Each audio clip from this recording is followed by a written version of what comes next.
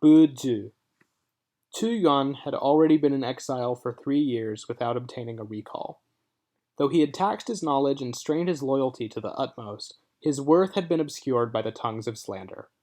His mind was in such a turmoil that he did not know which way to turn, and so he called on the great diviner Zhang Yin of Zheng and said, "I have an uncertainty in my mind which I should like you to resolve for me."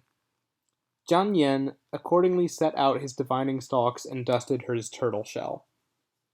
"My lord," he said, "what are your instructions?" "Is it better," Qu Yuan asked him, "to be painstakingly honest, simple-hearted, and loyal, or to keep out of trouble by welcoming each change as it comes?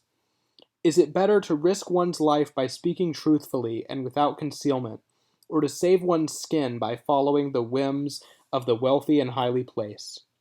Is it better to preserve one's integrity by means of a lofty detachment, or to wait on a king's mistress with flattery, fawning, and strained smirking laughter?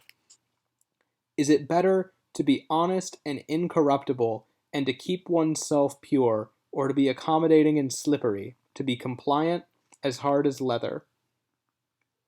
Is it better to have the aspiring spirit of 1,000-li stallion, or to drift this way and that like a duck on water, saving oneself by rising and falling with the waves?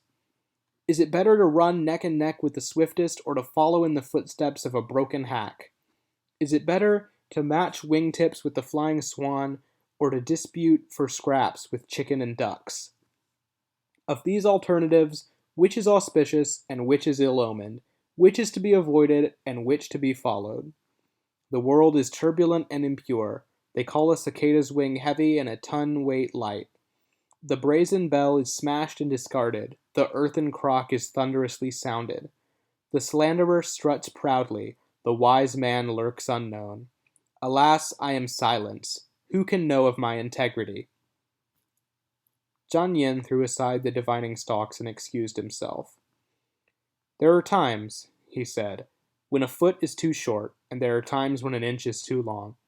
There are cases in which the instruments are of no avail, in which knowledge can give no enlightenment. There are things to which my calculations cannot attain, over which the divinity has no power.